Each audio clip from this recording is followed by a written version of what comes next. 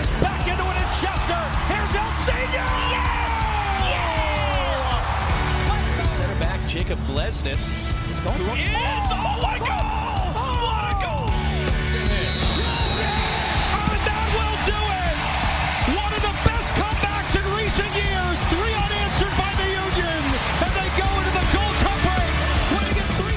Hello and welcome to the Free Kick Podcast. My name is Todd, and this is the first time ever that I have recorded a podcast while I've been away on vacation. I currently don't have a chair, so I'm doing this whole podcast standing up, which feels so strange. But we're going to see how I get going this whole episode. We are live on Twitter Spaces. Hopefully we get a bunch of you guys listening on Twitter Spaces. Hopefully we get some of you guys on here speaking about some of today's conversations, and hopefully that gives me the ability to go ahead and sit down and just listen to what you guys have to talk about with the Union. Again, recording this podcast live on Twitter Spaces as I am on vacation with the hurricane in Florida, going to be pushing its way towards South Carolina where I'm vacationing. It's best that we leave South Carolina on Thursday as opposed to Saturday, and so we're going to go ahead and get this podcast up as soon as possible, probably not edit it at all.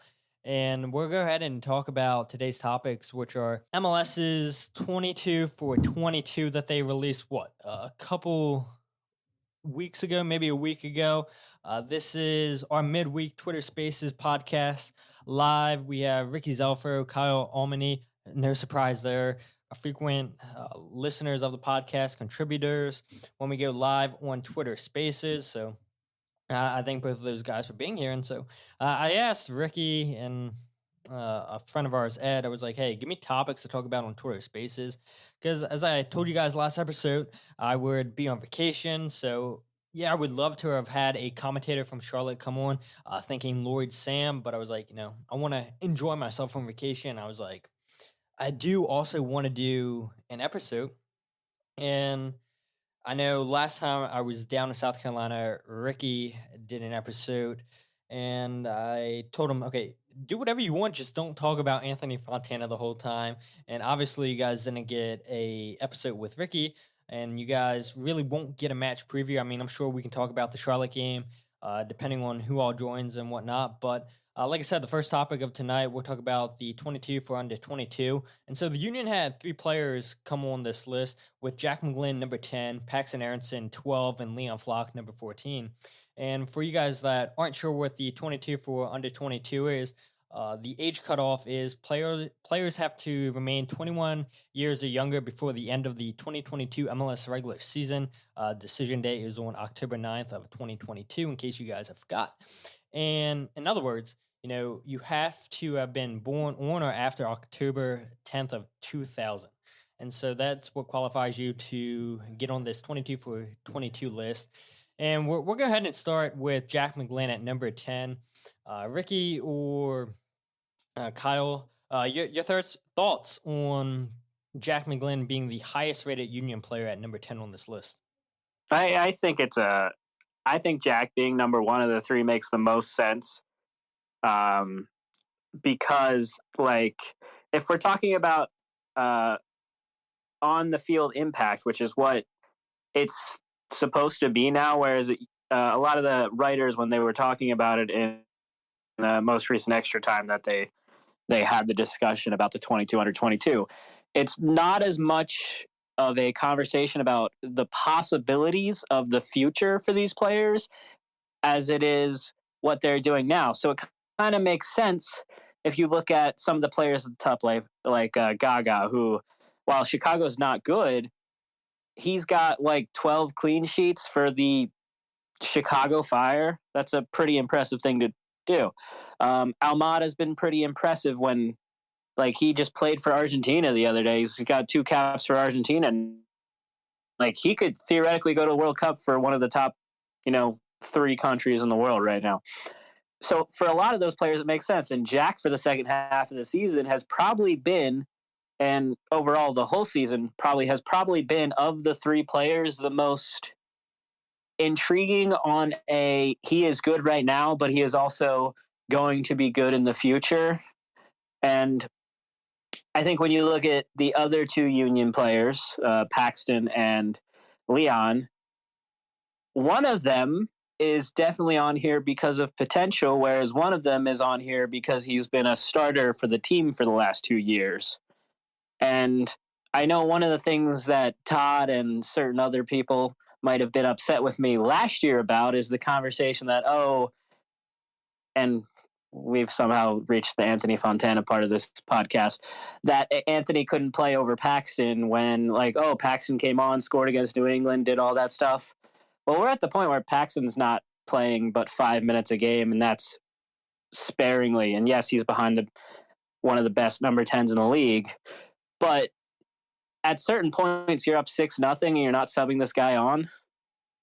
That's not a great sign. Whereas, and I think this is a bigger discussion, and I think is one of the reasons I brought this up to Todd, was that in my book, if we're looking at it more on what is this player doing now, Jack should be above Paxton, but Leon should also be above.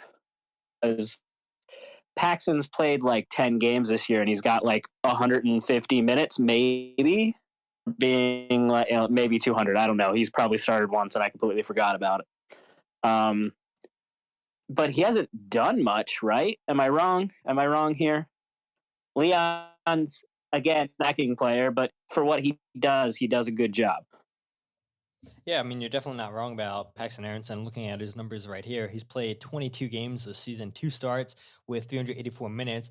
His lone goal coming against Cincinnati in that terrible away game to go to this season in the 3-1 defeat to Cincinnati.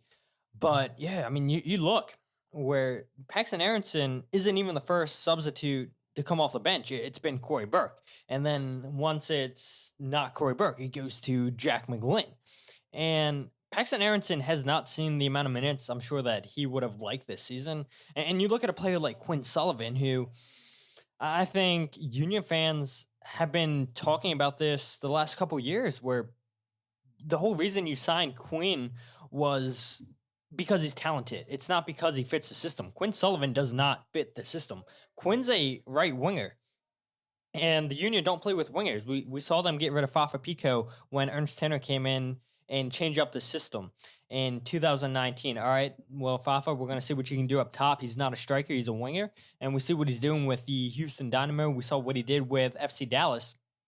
And to see Quinn Sullivan now go in to get garbage minutes, a minute here, 2 minutes there, and he's not really taking that right side of the diamond spot where fans would think that he would get. He's going up there as a second striker, and Quinn, in my opinion, is not a second striker. And you look at Chris Donovan, who has played 6 games this season, 1 start, 105 minutes. The Union don't use a whole bunch of players to come off the bench. It's either Corey Burke and Jack McGlynn, and that's it. And then you'll get Paxton Aronson for a minute here, 2 minutes there, but that's it. And I think Paxton is a great player to come off the bench, but I agree with you. I think Paxton's on this list because of potential, not with what he's done this season. Kyle, I'll throw it to you. Paxton Aronson on this list ahead of Leon Flock, mind you, at number 12.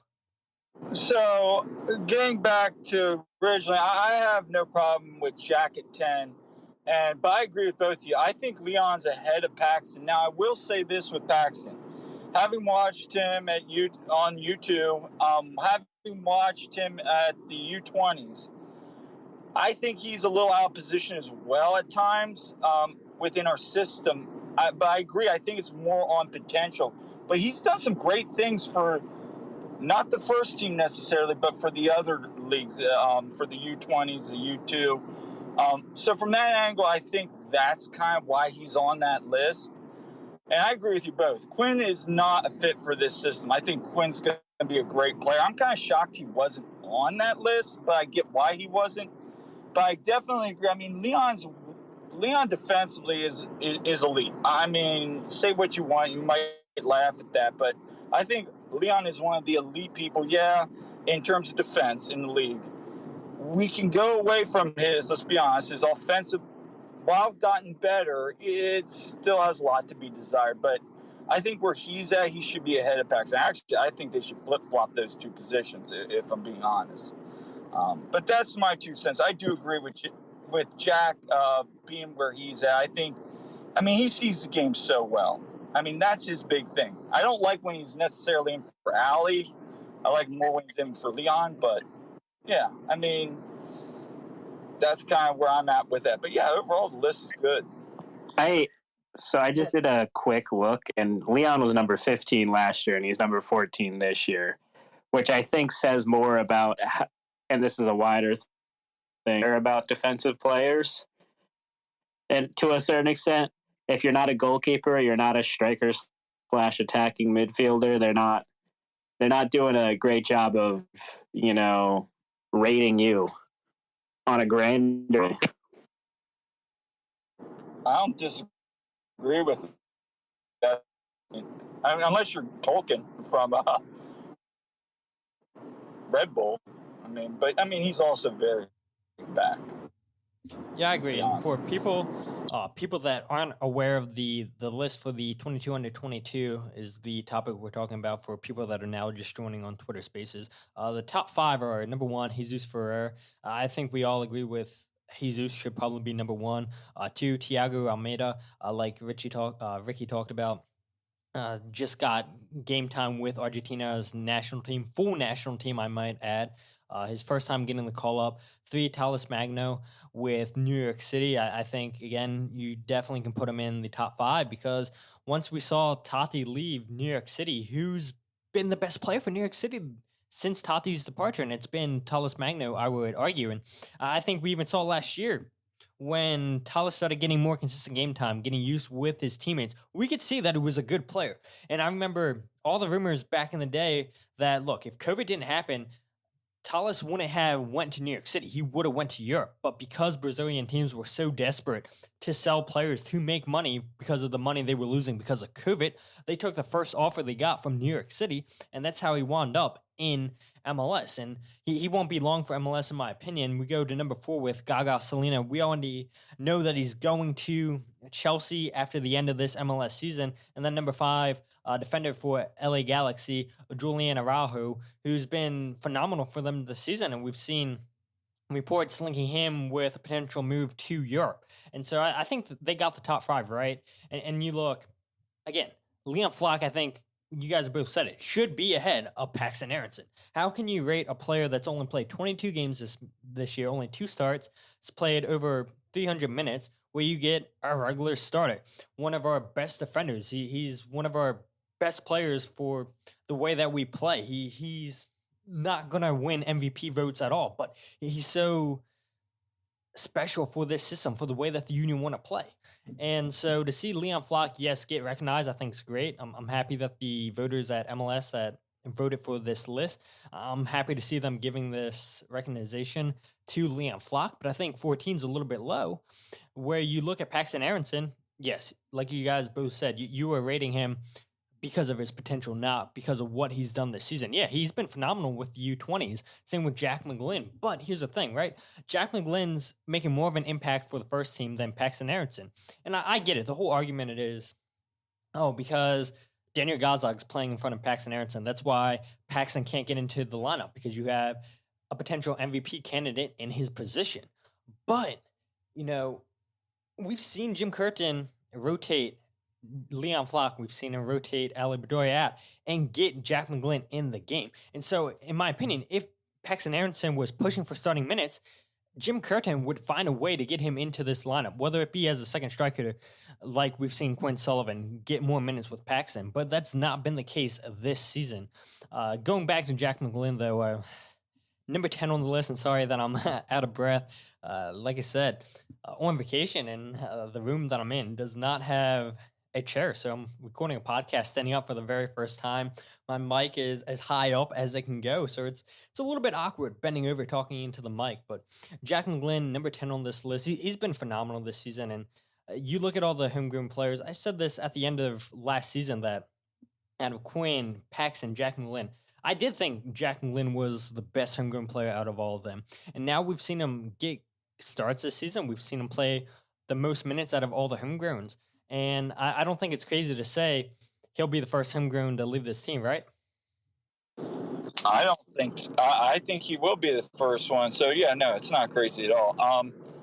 I just want to know when. Is it going to be this winter? I mean, is it going to be next summer? I think we've already seen some reports of teams scouting and monitoring his situation. I think he will be the first one of those four. Say that specifically of the U24, I think go, but I don't think any of them go until just because even if you're saying, oh, a lot of teams are interested in him, he potentially can really easily get an Irish passport so he can go to any EU nation on a relatively easy, ability to get to that work permit. The only player that we've really sold without a proof of concept, so to speak, is Jack DeVries, and that's just because we sent him out on a flyer for a year and was just like, see what you can do. We'll let you have him because we're not going to use him. I think we could end up doing something similar with a player like Quinn next year, where in January, we let some team take a chance on him, or the other one and not in this group, the other one that potentially, and I'm sure certain people won't take this one well, Matt Freese could definitely get sent somewhere on loan or just sold to somebody in the way. Hey, go have fun. You're never going to play for us anyways. I think with the 4 U20 kids, the U20 World Cup is next summer, right? Or next spring, maybe. I don't think you would want to try to sell any of them until after that as a sale. And the other thing is, it does sort of sound like maybe Leon might be leaving.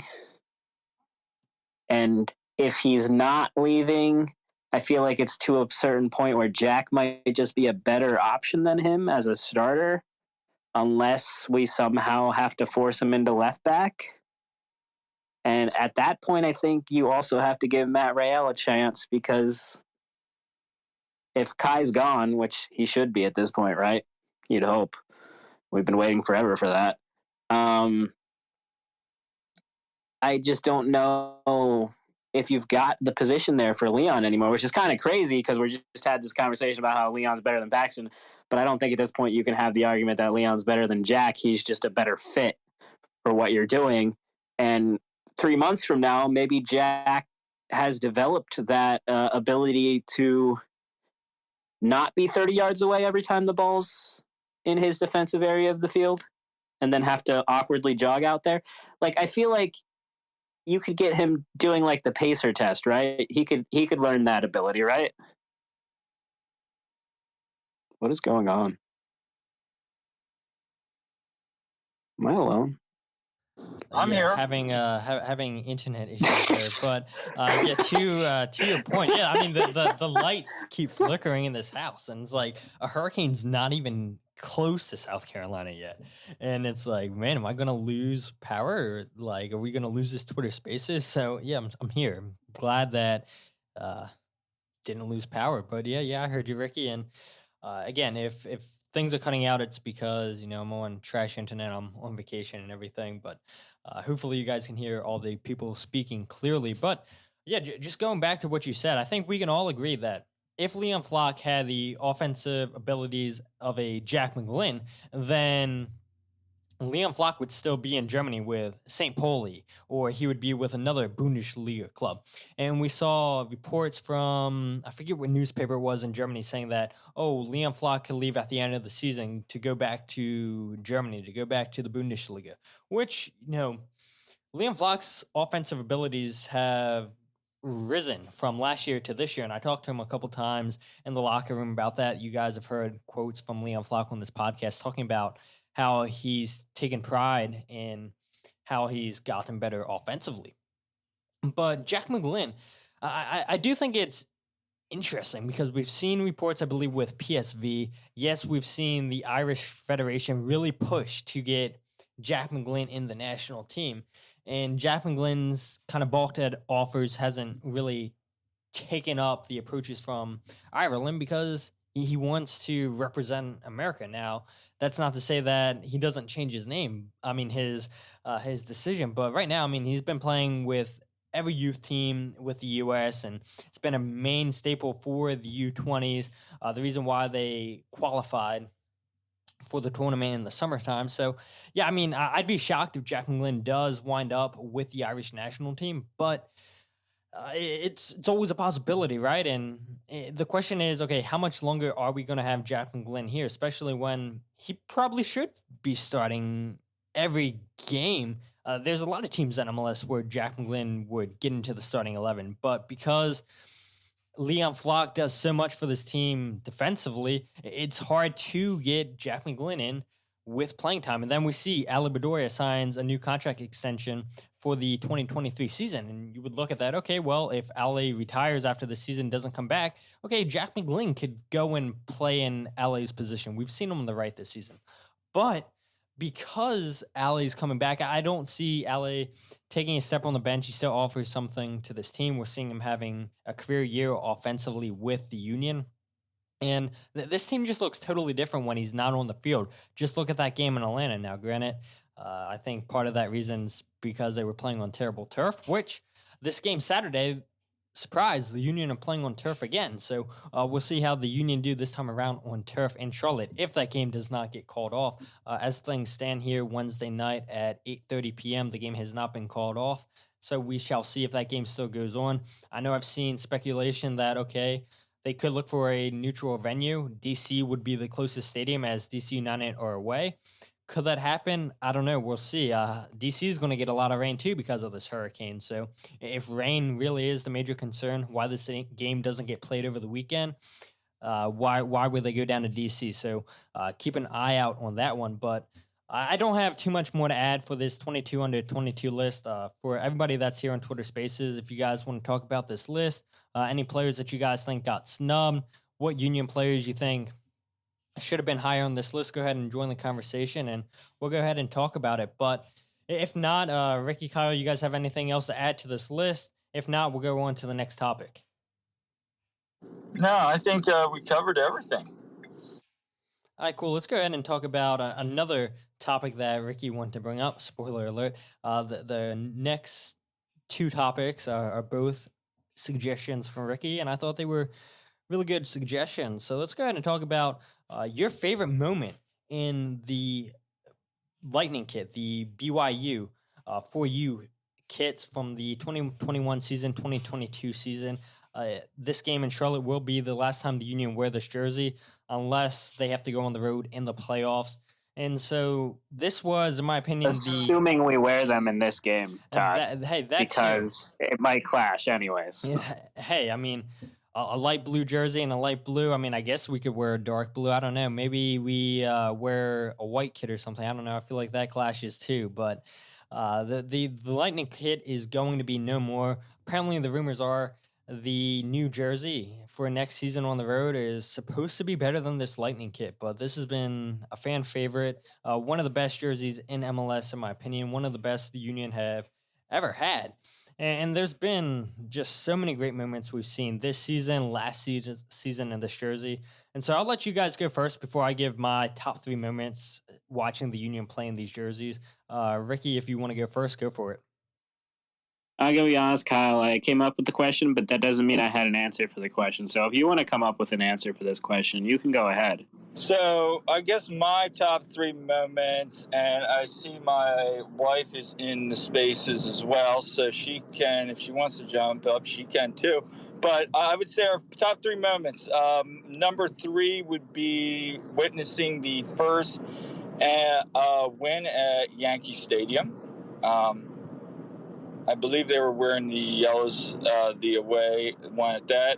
And then probably next would be, I would have to say probably DC. I mean, that was an epic game. That was an epic time. And then probably my favorite game of all of those was probably when this year when we were at Red Bulls. Those would probably be my top 3. In terms of games I've watched, I'm trying to remember. I mean, there's been so many, let's be honest, there's been so many great moments with those kids. I mean, these last 2 years. So, I mean, just off the top of my head, those would be my top 3 moments. And the funny thing is, let's not even talk about like your top 3 moments with this jersey worn. Like, you're not even wearing this jersey, Kyle, and bringing this team good luck. You and your wife, Jillian, are wearing a Pride jersey, I believe it is, warm up one of them, and then the you have like a 2017, I think, home jersey you wear too. And so, like, your best moments in this jersey haven't even been with you wearing this jersey. And so, I found that interesting, right? It is, and I'm telling you that. I mean, and I was getting flack for wearing it at the friendly this week, and we won. So the streak continues. So I did give you a lot of stick. Oh, good. But no, I mean, I think those are some of the moments from a team's standpoint. I mean, the crazy thing is, I got that jersey this year on eBay for, I think, what was it, like, I think I told you it was like $20 or $30 on eBay, and like I was like, I'm gonna add this to my collection. I wore it once, and I think I wore it to the. I'm pretty sure I wore it to the. Which game was that? That was when we were getting all those really bad draws. It was the Montreal game, and I never wore it again. So. Good, Ricky, and then I'll go ahead and let Jillian give hers. I just did a quick search through my Instagram just to like remember like what was I wearing when we went to these games. This jersey has been on a journey across the United States, Mexico, and Costa Rica with me. Most importantly, I don't know if the team was wearing it when we went to Atlanta last year, but I was definitely wearing it when Jacob Glesnes scored another banger. Which, by the way, for those at home listening to this podcast, if you want to bet on anybody to score a goal this weekend, if the game gets played, because I am flying to the game, if it happens, of course, Jacob Glesnes is probably going to score a goal. That's just the rules. LA, Atlanta, you know? Anyways, beyond that, let's see. This is the jersey I got to watch. I got to hold the shield for the first time in. That was a great moment. Todd's there, Shelby's there, Ed's there. That's actually the day we all met each other for the first time in person. Fun fact. Yeah, after like a year of knowing each other. Me, Ed, and Todd met each other a year after knowing each other. It's kind of weird if you think about it. Pandemic, it happens. But yeah, just a lot of games. Obviously, I can't like. I was thinking like, oh, do I remember like moments that the team on the field was was wearing them? And the one that I thought of was like that first regular season game against like New York or Miami, where they wore the Lightning kits at home, and like they unveiled the 2020 Shield thing. Everybody was like super psyched. And then because we were in Champions League, we just got like beat by New York or Miami. I don't know which one it was, but it was hilarious because it was like, we finally get to wear these kits in like a home game. We all get to see it, and then you lose. I don't know why that was specifically hitting my head right now, but that's just this thought I had. But yeah, it's gonna be a whole thing next year to have a new. I haven't bought the new jersey. I don't know if I'm going to. I am thinking about buying before the end of the season because they keep running those deals. I might buy a second one of these and like go authentic on it.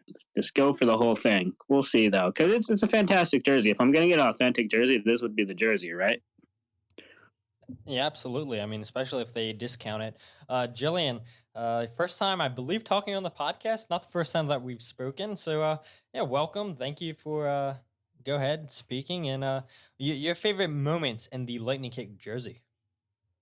Yeah, so for me, I had to agree with pretty much Kyle. I was kind of predicting what he was going to say there, because for me, it was definitely the same ones he said, but I think my favorite was the away game at NYC this year, because that was my first away game, and I had a blast at it, doing the bus trip, and just like beating NYCFC on their, kind of their turf, right? Yankee Stadium. Yeah, that was just sweet, sweet revenge and just great game. So much fun. So probably that and DC and then Red Bull, all those away games this year. But yeah, the mojo from the like wearing the Unity jersey and Kyle wearing his jersey. Yeah, like I don't know, those are my favorite jersey moments, even though it's not the Lightning one. But yeah, I guess we got to keep that going. Yeah, no, you can't change it. You guys, I don't think I've seen a loss this season in it. I'm pretty sure. So hopefully that continues this season, and come playoff time, hopefully that luck does not run out. And kind of following what all of you guys have said, obviously the Atlanta beatdown, I think the 3-0 and CCL play, even though it wasn't there, that moment really stands out for me where, yeah, we're going into a hostile environment where we've not had luck in Atlanta. We'd never beaten Atlanta United down there. And so to beat them 3-0 with Casper scoring twice, Anthony Fontana scoring, I believe, also in that match. And then obviously the Jacob Glesnes triple crossbar in Atlanta that tied the game at 2. And then the DC United beat down this season, the 6-0 win for the Union. I mean, we've had so many great moments in this jersey. And to hear fans that are on the committee board, to come up with each year's jerseys, say, yeah, well, we all know that you guys loved the away jersey the last 2 seasons. Well, this one's going to be even better. I'm not sure how you make a jersey that's one of the best, if not the best in MLS, even better going forward. I'm curious if the Union are going to stick with that color scheme, the light blue and the yellow, or are they going to go back to a white jersey? I feel like white jerseys are so bland. I know we've only seen the Union have a black jersey once. That was 2013. The Bethlehem Steel kit, I want to say, came out then. So, I mean, there's a lot of possibilities, but I really love this combination that we've seen the last 2 years with the away jersey. And I don't know, just something about it screams Philadelphia to me. I know the joke was, oh, you guys are copying the then San Diego Chargers with their colors, but no, it's not. It's not. It's and I'll probably get a lot of slack for this from listeners that are listening to this podcast, where I said it was, a color scheme from the Philadelphia flag, and they're like, no, it's not. It's from the Sons of Ben. So I'm ready for all the hate mail that I get in the DMs for saying that they took inspiration from the flag of the Philadelphia state flag. But I'm sure you guys will go ahead and talk about your favorite away trips being New York City, Jillian and Kyle. I'm sure you'll say going up to New York Red Bulls were some of your favorite. Is that along the lines, Kyle or Jillian, whichever one of you guys want to go first for your favorite away trips that you've been on? I would say for me this year, I think that the DC game was just fun because we had that disappointing loss in Dallas. Now, it was like 100 degrees in Dallas that night.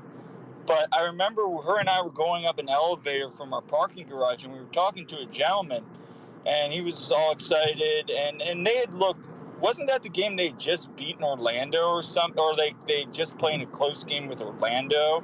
So we were all kind of like, wow, what do we expect? And just to have like that first couple minutes where Rafael Morrison almost scored and Blake makes that great save, and then just, Gazdag scores that PK, and then the floodgates open. That was an exciting game. I just loved that game, and then I think one of my favorite parts was that guy. If anybody else remembers, on Twitter, like the next day gives like that hour-long like rant on DC, which was just hilarious, and about the supporters group leaving.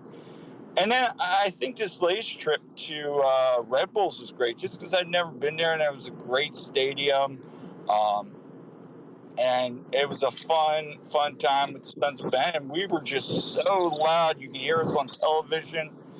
And it was just a great game overall. And that was probably my second. And New York was just a great time as well. And I obviously seen that postage stamp of a of a banner that they have there hanging in Yankee Stadium. Yeah, like the energy at New York Red Bull was just insane. Like the amount of people that we had go to that game was just incredible. And being up there in those stands and looking over, like when the game's on, like that is their supporter section. Like I turned to I'm like, that's their supporter section? Like, what? So, but yeah, the postage stamp at Yankee Stadium, then that was pretty funny. And also like just random fact, by the way, from today. So I teach middle school, and one of my students came in to my classroom, knowing he'd have my class today, came in wearing the brand new Playoff Snake t-shirt, which is awesome, by the way.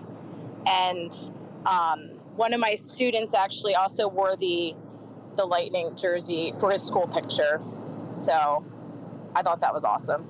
Because I don't see as many Union fans like around, in Lancaster area, So that was pretty cool. But not to get off topic, but I thought that was pretty awesome. But yeah, probably Red Bull was like the most insane crowd, and just the whole vibe was awesome.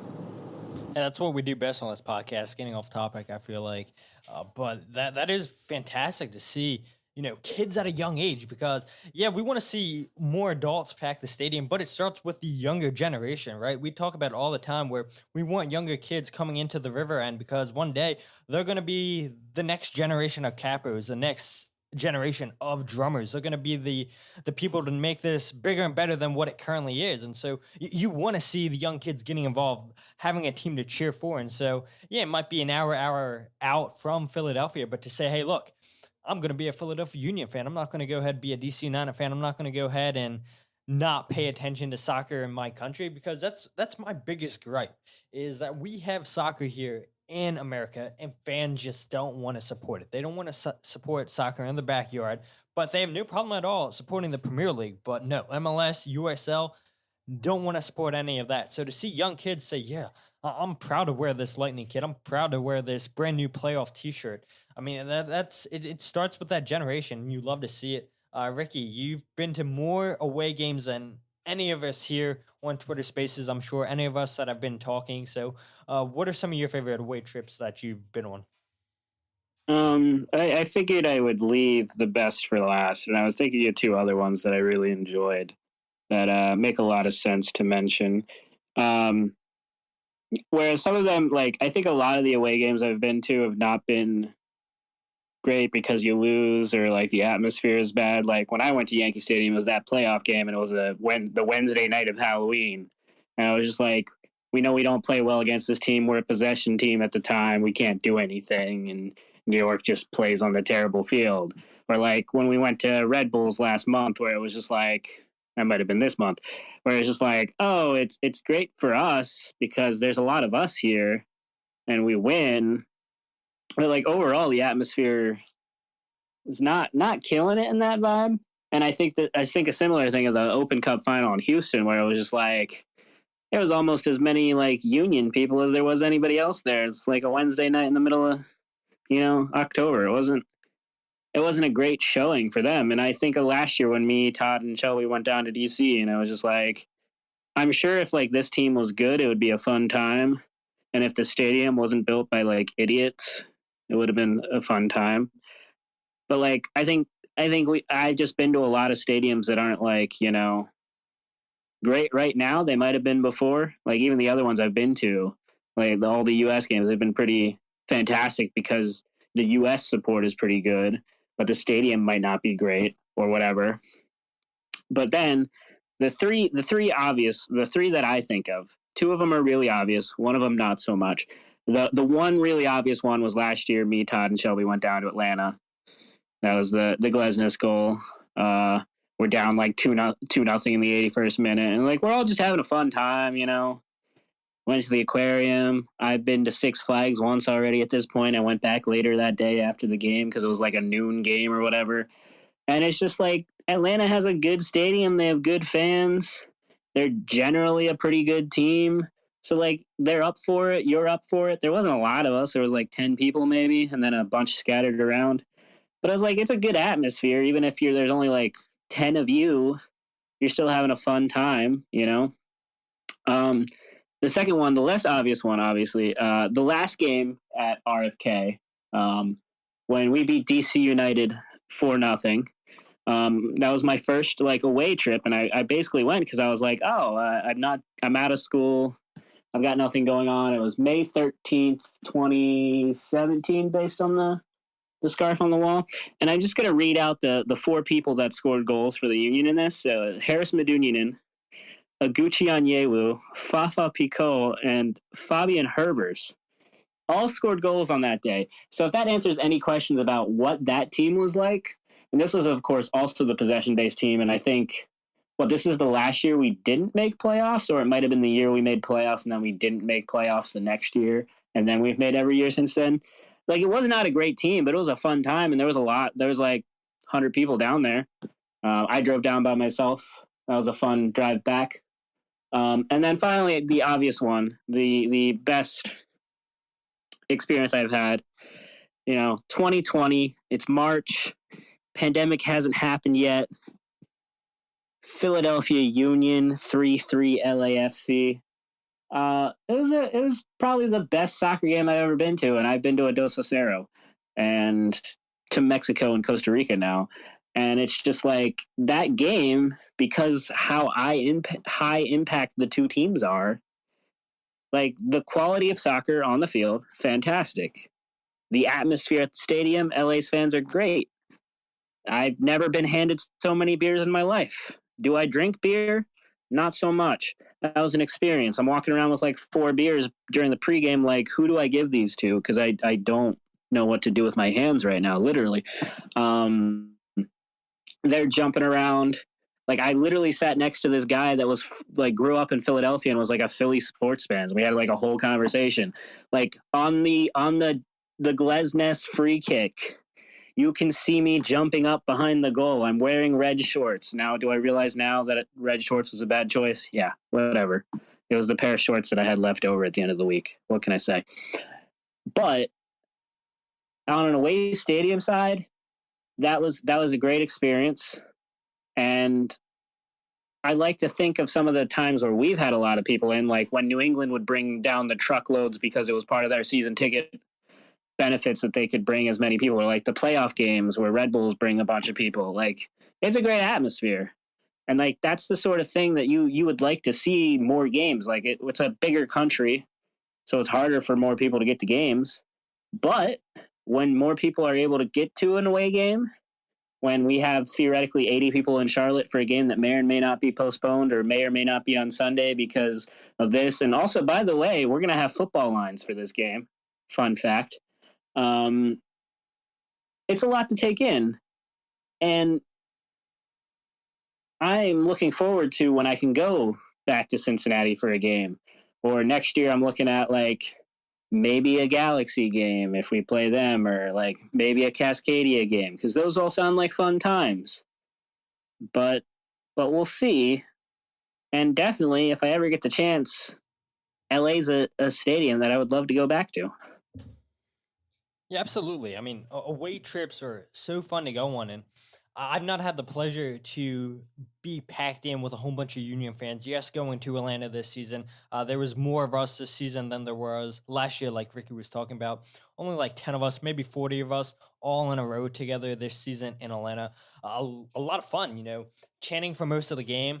But seeing the crowds that went to DC, yeah, I went down to that game, but I went down to that game as a media member. And so, yeah, there was a ton of fun going to the game as media. And for people that aren't familiar with how Audi Field's set up, the away supporter section is literally right to the left of the press box. And so I heard Union fans from not even the start of the first minute, like before the game started, I heard them walking under the concourse just chanting. I was like, okay, you can tell when the Sons of Ben are here. I don't have to wait on a text from Kyle or Jillian telling me, yep, we're here at the stadium. Now, you could hear them all the way outside the stadium, walking under the concourse, just chanting, making their presence known way before that game happened. And that seems like a lot of fun to be a part of, or watching all the Union fans that went up to New York Red Bull Arena and just hearing how loud you guys were on the broadcast. And that's no field mics. That's because there's more Union fans in that stadium than there is New York Red Bull fans in the supporter section. I know Jim Curtin said after the game, I can't think of a time where our supporters outnumbered a home team's supporter section. It was wild seeing that on the broadcast. And yeah, you could definitely hear that coming through quite clear when you're watching that game at home. But to Jillian and Kyle, this season was your first time ever going to an away game, I believe. And, that can be daunting for a lot of fans where they're like, man, do I go to an away game? I don't know anybody. And it's like, I say it all the time, like, I feel like I'm so connected just because of this podcast. And maybe if I wasn't connected with the podcast, having people come up to me go up to people, just talking union soccer to them, then maybe I wouldn't feel like I know so many people. It wouldn't be that challenging to go to an away game because I know so many people. And it's like, okay, well, I can go ahead and talk about my podcast. I can talk about the union. But it's like, if I don't know people, like I find it hard to talk to people. But because of this podcast, because being a fan of the union, I find it easy to talk to people. But you guys going to your very first away game this season at New York, in New York City at Yankee Stadium, I'm just curious, was that daunting knowing that, okay, this is our first time going? We've never been on a away trip before. Were you guys like, yeah, I don't care if this is our first away trip. We're doing this. We're ready to go.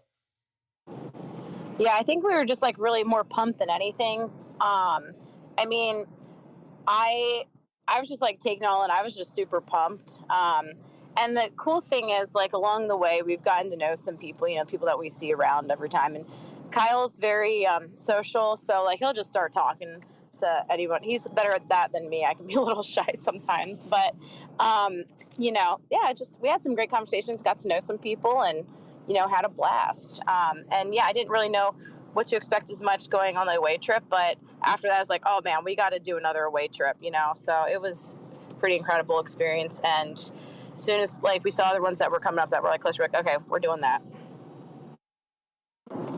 I think for me, kind of going, I've met people. I've got to interact, obviously, at Red Bulls. Ricky was sitting right behind me, and Mike Thomas was right behind me, too. So I got to see people.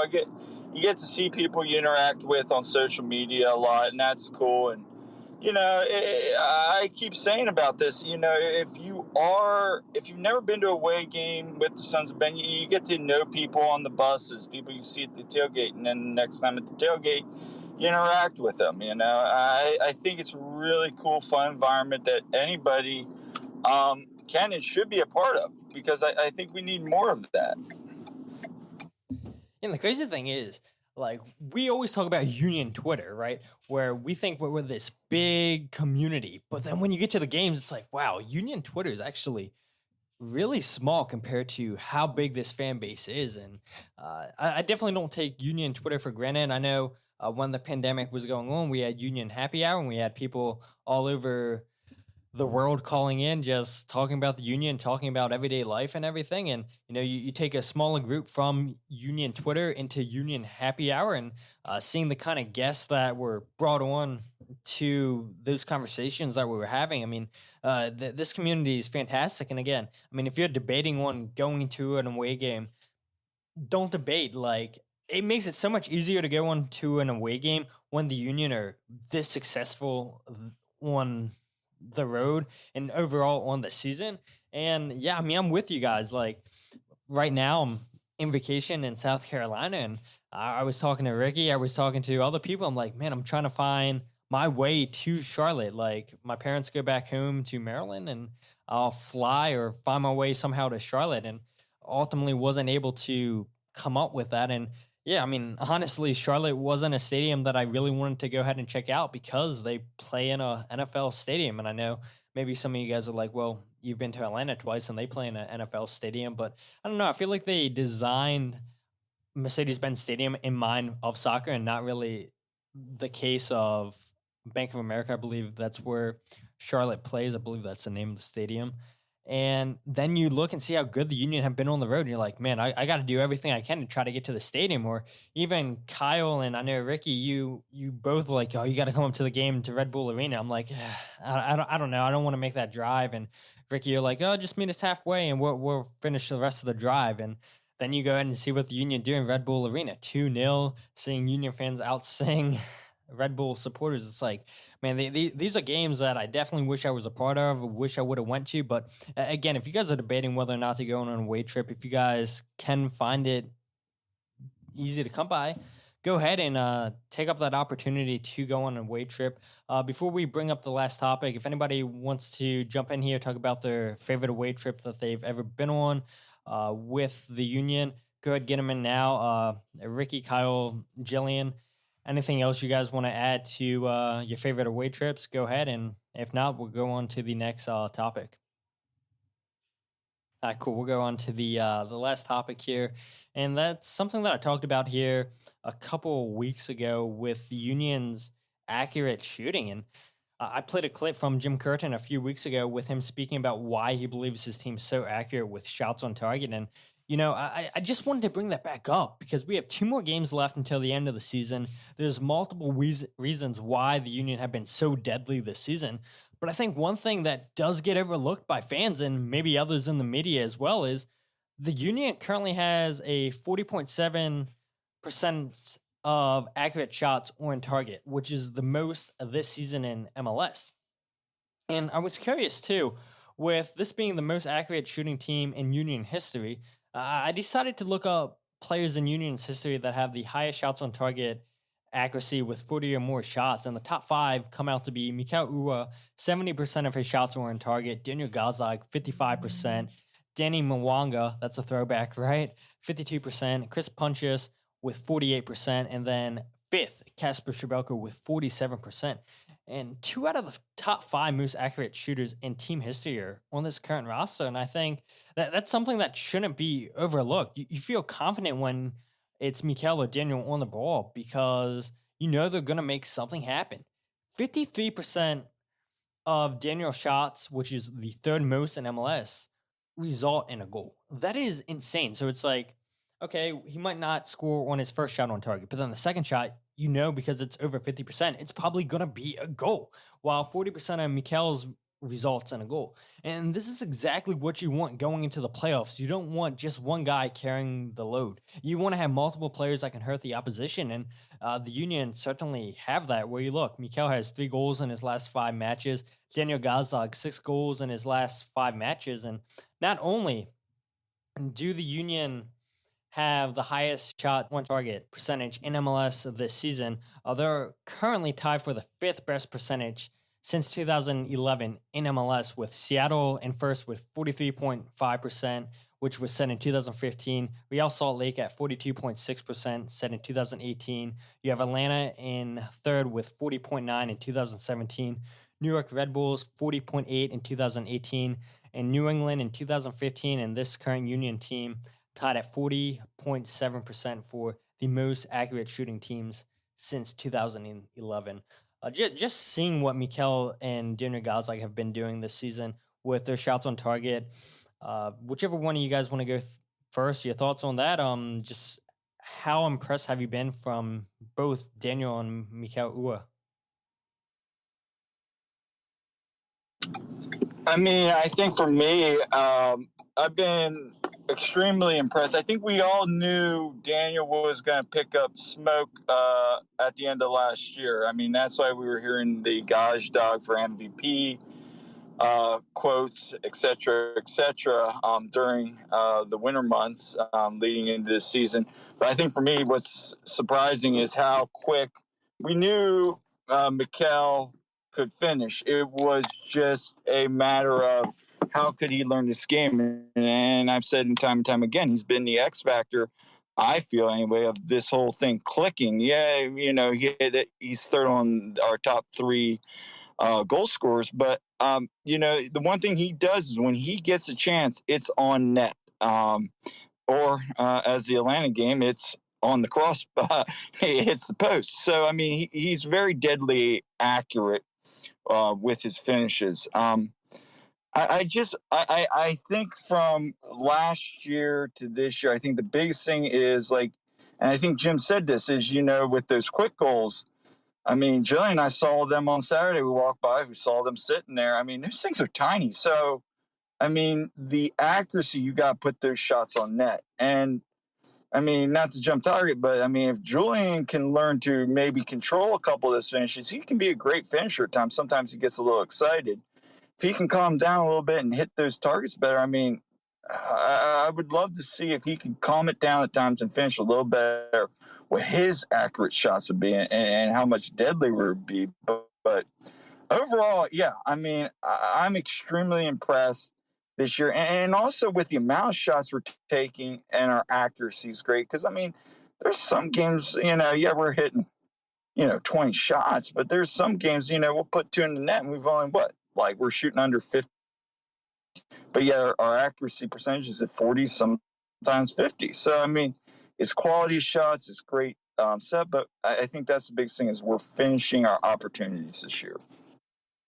Anybody else have thoughts on the Union's shots on target first with 40.7? I mean, looking at that list, Danny Mwanga, like I said, that's a throwback. Chris Pontius, 48%. Kasper Schwaber gets a lot of hate on this fan base, saying, oh, Kasper's not a great striker, but he's in the top 5 for most accurate shooters in team history. Now, I guess that can be a bad thing and a good thing when you look that the Union don't have a ton of great goal scorers on this team, not a ton of great strikers in general. And I'm sure the Kasper haters out there will say, oh, well, that's why Kasper's in the top 5 because the Union don't have great strikers in their history. But 70% of his shots on target, Mikael Uber. I mean, what a signing that he's been. And I think this season he's been that missing piece that the Union have lacked so much this season. And like I said, hopefully both Daniel and Mikael can carry that into the playoffs. This is exactly what you need come playoffs.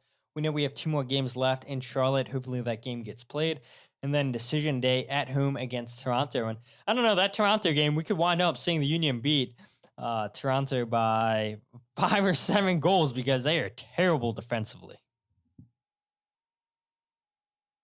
Yeah. I think for me personally, that Toronto game, if we go in there into the decision day all tied up or, not gonna, jinx it, if we go tied up, I really feel confident with our chances. I feel much more confident about that game than I do about this game on Saturday. This game on Saturday, it's like, let's get those points.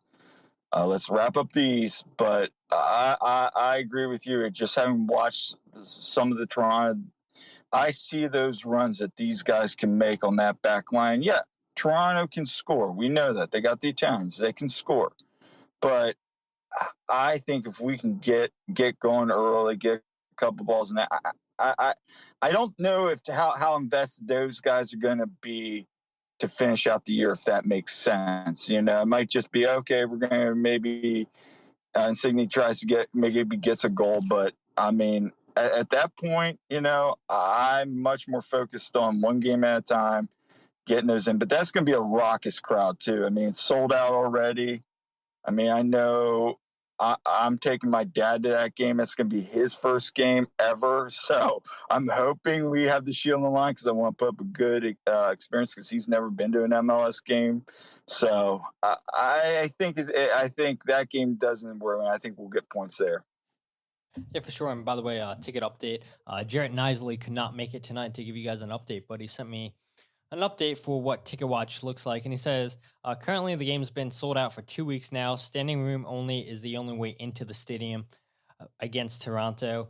If you want to make sure you are there, buy them before the games this weekend, meaning the Charlotte game this weekend, because usually after the Union have a good game on the road, that's when people go crazy buying tickets. And if the Union win and LAFC loses, Jarrett says those tickets would definitely vanish standing room only against Toronto. And Jarrett says that I have no clue how many allocated SOR tickets they do or how many have been sold. So I'm not sure what SOR is. Maybe I do. Maybe I'm blanking on it. But yeah, Subaru Park, all the seats in the stadium have been sold out for the Toronto game. I'm sure you guys can go ahead on Ticketmaster or StubHub. It's StubHub, right? Where you can buy tickets, but I'm sure they're going to be marked up by a ton of money. But that's pretty much it for me on the podcast. Again, thank you guys for all joining tonight that spoke. For everybody that was here to listen. Again, on vacation, and so this episode's not going to be heavily edited at all. So you people that listen on Twitter Spaces, if you guys go ahead and miss anything and decide to go ahead and check out the podcast to see what you missed, nothing's going to change from Twitter Spaces to what it sounds like on the podcast. The only thing that I'll change is the intro, obviously. But yeah, I'm down here in South Carolina. We're supposed to leave on Saturday, but because of the storm surge coming in, we're under a storm surge warning.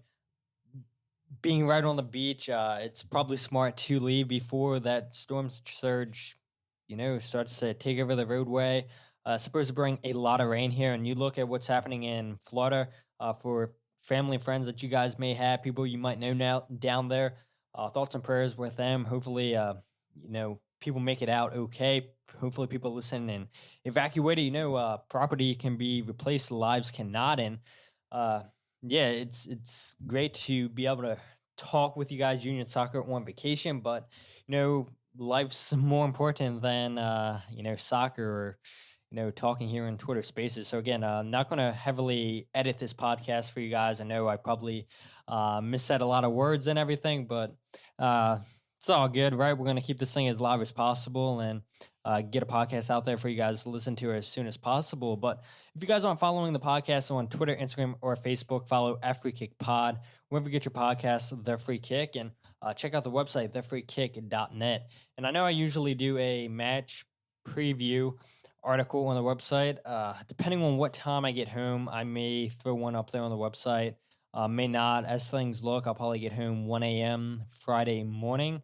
So I'll be pretty tired. But again, usually you guys have seen me do match previews on Saturday mornings right before the game. So that could happen for the Charlotte game. But regardless, any Union fans that are on their way down to Charlotte, whether that be flying or driving, hopefully you guys are safe down there. Hopefully you guys do indeed get to see a game this weekend down there. Hopefully the Union get all 3 points. And hopefully LAFC, I believe, has Portland away. So hopefully Portland can go ahead and take some points from LAFC and the Union could have the Supporters Shield in hand. But until then, my name is Todd, and this is the Free Kick Podcast.